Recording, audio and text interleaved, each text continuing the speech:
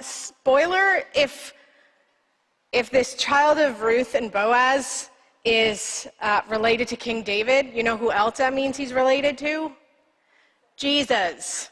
That's not in my sermon today, but I just wanted to point it out in case anyone left this series without realizing that the story of Ruth is part of Jesus' story. It's pretty important. Okay, well, here we are. The final chapter of Ruth. Much has happened in 4 short acts.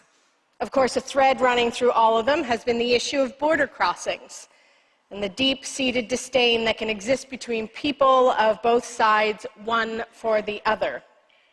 Israel and Moab were long enemies. Generations of distrust, stereotyping, racism, and storytelling without fact-checking lend themselves to creating deeper divides than a land border ever could.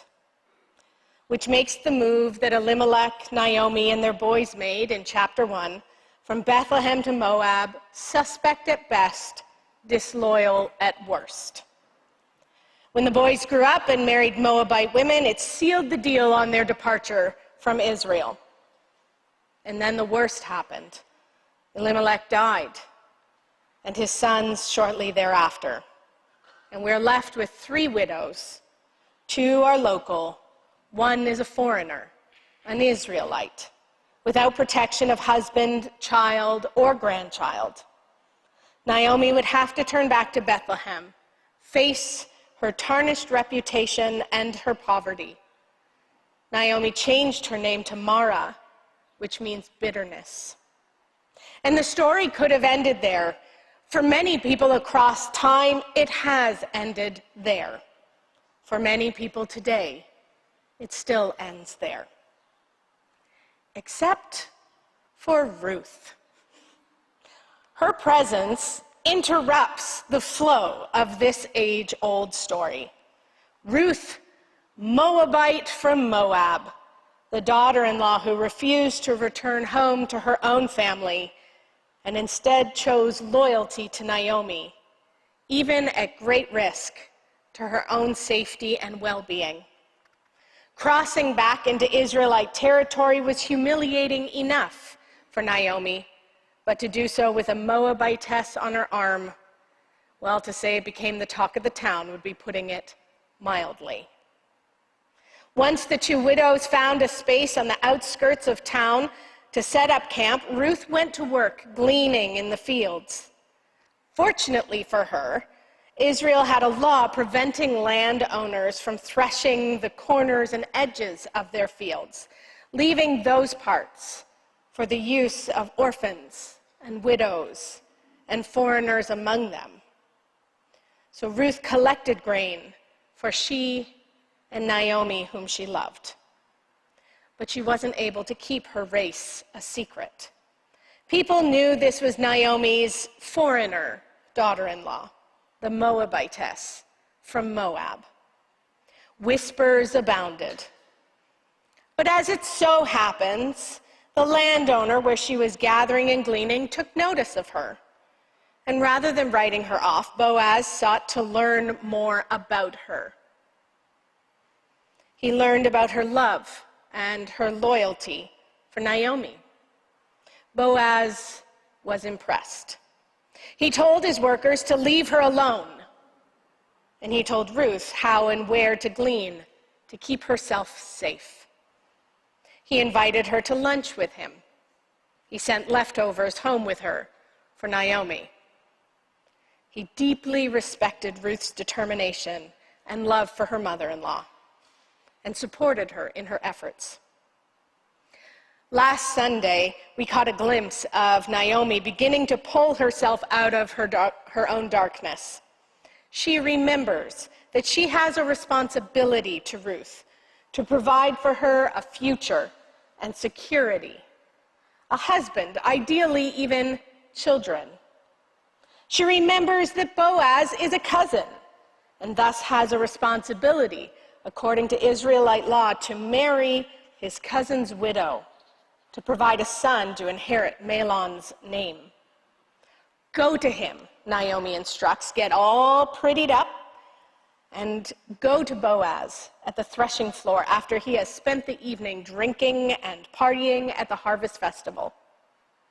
Uncover him and lay against him. He'll tell you what to do. And so, giving in to the stereotype of Moabite women as hypersexualized creatures, Ruth does what Naomi suggests. She trusts her mother-in-law. She bathes, dresses beautifully, puts on sweet perfume, brushes her hair, and finds her way to Boaz. What transpires that night, we'll never know, though we have our suspicions. What we do know is that when he is startled awake by Ruth's presence, she quickly seizes the opportunity to remind Boaz of his role as kinsman redeemer. In essence, she asks him to marry her, and he agrees. He is so taken by her determination, her loyalty, her loving kindness, and frankly, the girl's moxie, that he promises to go the next day to have it all sorted out and finalized. Which brings us to our final scene. It's morning in Bethlehem, and a late night of celebrating at the threshing floor has not made Boaz forget his promises to the bold woman who proposed to him the night before. It's true, he is a Goel, a kinsman redeemer to Ruth and Naomi, but there is one man who is more closely related, who has both the right and the responsibility, according to Israelite law, to redeem these two widows from their poverty, which is shorthand for marrying Ruth, to raise up children with her to perpetuate her dead husband's name. And so the scene shifts from the threshing floor to the village gate. No sooner had Boaz gone up to the gate and sat down there than the next of kin, of whom Boaz had spoken, came passing by. So Boaz said, "Come over, friend, sit down here." And he went over to him and sat down. So one of my favorite discoveries in the Midrash, the Jewish writings called Ruth Rabbah, is that this cousin is actually assigned a rather unfortunate name, Peloni Almoni, which roughly translates to so-and-so. We might say, what's his face? He is a necessary foil in the story, but definitely one-dimensional. And if we're going to stop for a minute and talk about names, it would be worthy of note that here in chapter 4, Boaz, whose name means strength and swiftness, goes from being an open-hearted, devoted, considerate landowner to a shrewd man, knowledgeable, and perhaps even mildly manipulative in his dealings with cousin so-and-so. Boaz reminds me of Jesus saying about being harmless as doves, but wise as serpents. So Boaz gathers 10 others as witnesses and proceeds to present his case with his own particular spin. First, he speaks of Naomi returning from Moab and her desire to now sell the parcel of land, which was the inheritance of her deceased son, Mahlon. Boaz presents the story simply, in such a way that so-and-so's desire to assert his first claim to the land would come easily. You have first claim to it, cousin. I will have second. Well, of course I'll redeem it, so-and-so says. Who wouldn't want to win a jackpot like that? But now Boaz's scheming comes into play. He speaks so everyone can hear him as he recites the requirement of the redeemer of this land of Naomi's to acquire the Moabite. And perhaps nowhere else in the Book of Ruth has this word been used so powerfully, so pointedly. The Moabite. You can almost feel the men in the gathering recoil. He doesn't only mention Ruth's nationality, he lays out the obligation of the law. Well, the day you acquire the field from the hand of Naomi, you are then also acquiring Ruth, the Moabite, the widow of the dead man, to maintain the dead man's name on his inheritance. Listen, that last part did not need to be said out loud. People know how the law works. It's as if Boaz is making sure to push cousin so-and-so in public to acknowledge what his obligation towards Ruth would be were he to redeem Naomi's land. There'd be no way for him to sweep her under the carpet now or to do away with her privately. Boaz has created a situation where exposure and expediency are part of the negotiation. It was risky, but Boaz was smart. This cousin had first right of refusal, but if he accepted, the whole town would be keenly aware of his responsibility to the Moabite. Oh, and they'd be watching him all right, holding him accountable. Turns out the risk was worth it. As was to be expected, cousin so-and-so reneges. I cannot redeem it for myself without damaging my own inheritance. Take my right of redemption yourself, for I cannot redeem it. It's interesting to note that cousin so-and-so is already a landowner. So the inheritance that he is worried about tarnishing is not his own. It's his son's. He's talking about the future. The inheritance he would pass on to his own sons would be spoiled by marrying a Moabite. In the name of both reputation and legacy, so-and-so is willing to be poorer in order to be purer. To this cousin, association with Ruth the Moabite seems akin to death. But Boaz calculated this, and he was right. His rhetoric and staging has helped the imagined to become realized publicly in the presence of witnesses.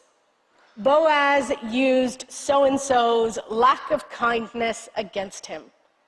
And so without missing a single beat, Boaz declares his intention towards Ruth, and the witnesses reply with, "We are witnesses.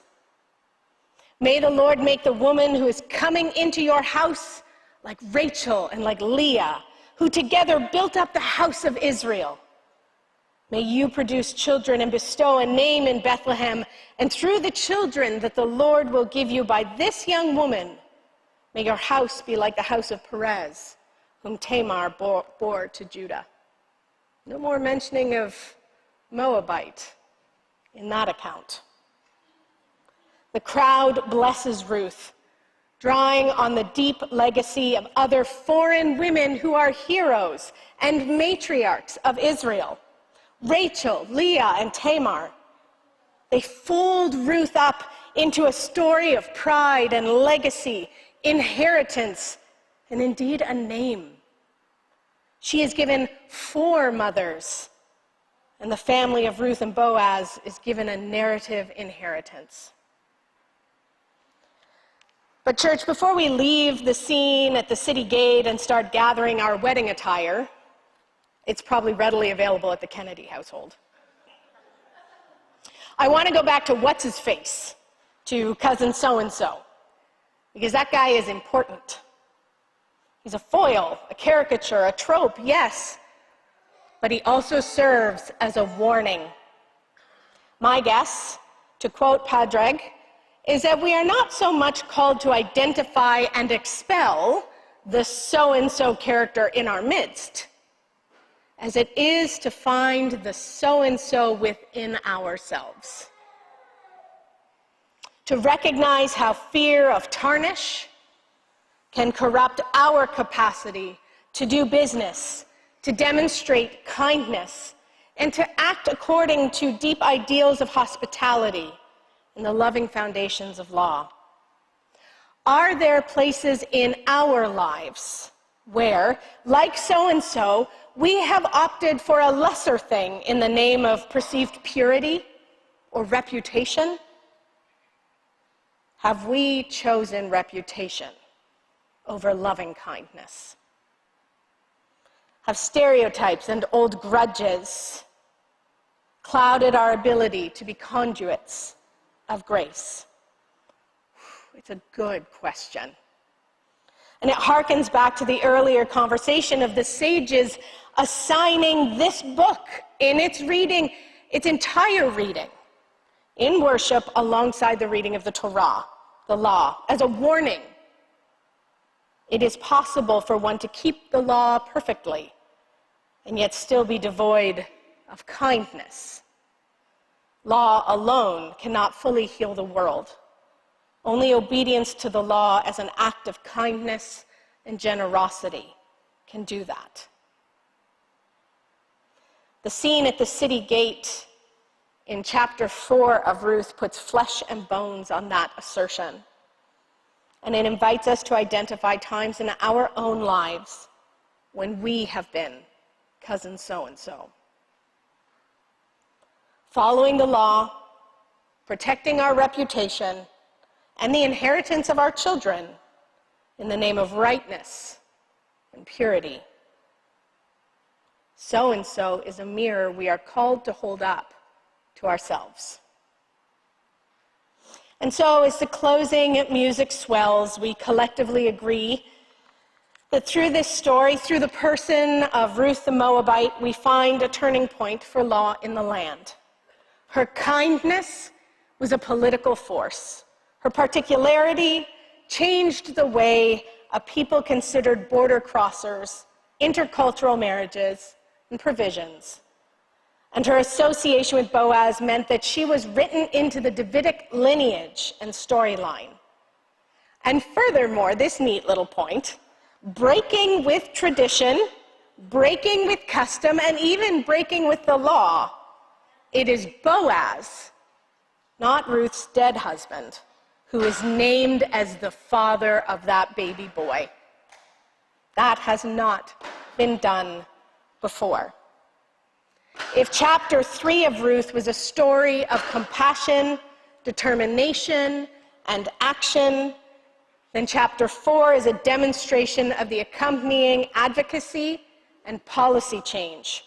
Both are required to do justice, love kindness, and walk humbly with God. Ruth's ethnicity and all the baggage of generational stereotypes that goes with it means that her kindness and her loyalty is an affront and even a challenge to the racism by which her people were caricatured. As Brene Brown famously says, move in closer. It's hard to hate people up close. The Hebrew story of Ruth is not just a call to our Jewish brothers and sisters. It's a call to us too as Christians. Quoting Celtic public theologian Glenn Jordan, Christianity responds to the dilemma of what to do with suffering, what to do with violence and division, with acts of loving kindness. This is our big idea, kindness. Kindness and grace overcome violence and division. Kindness can even transcend division sometimes by taking into itself the suffering. Kindness, church, come on. Stay with me on this point. Kindness is more than just do-goodery, which has some value, of course, in that it can help relieve suffering, but if we're honest, it can also be about the salving of our own conscience. Kindness is never naive about how the world is. It is a choice to love in the face of division. It is courageous. Maya Angelou said, have enough courage to trust love one more time, and always one more time. Kindness subverts traditional divisions by bringing in those who everyone else seeks to keep out. And it reaches out to those who others wish to keep at arm's length. Kindness is never constrained by the rules. It isn't concerned with fairness. Kindness changes the rules, and it can even change laws. Kindness acts for the benefit of others and never for ourselves or our institutions, organizations, or reputations. It is not concerned with the bottom line. Kindness sees beyond division of ethnicity, politics, sex, or religion and finds the common good through service. And so perhaps more than ever in our polarized world, we need Ruth to break into our hearts and minds and our lives to remind us of this fundamental truth. To remind us that it isn't always the flashy and the miraculous that changes the world. It's the ordinariness of our lives and the power of chesed, of loving kindness, God's loving kindness, weaving its way through our ordinary choices every day. That's how the world is changed. I began this series by talking about the importance of storytelling and how narrative is the way human beings construct meaning. Though we have other ways of understanding, such as logic, proof, and analysis, it is storytelling. It is storytelling that influences what we believe and do. Narrative helps us decide who we are, who we were, and who we may yet become. In the end, the story that we have explored these past 4 weeks tell of the ordinary lives of 2 widows and a farmer, into which and through which the faithful love of God, the chesed of God, has overflowed. That love has not come in a burning bush or a voice from heaven, but through the ordinary lives and the extraordinary love of human beings, one for another, called forth and undergirded by God's love for them. So the story leaves us with a few questions. Where will we recognize the chesed, the loving kindness of God in our lives today? Where and how will we ourselves embody faithful love of God for the people we encounter today?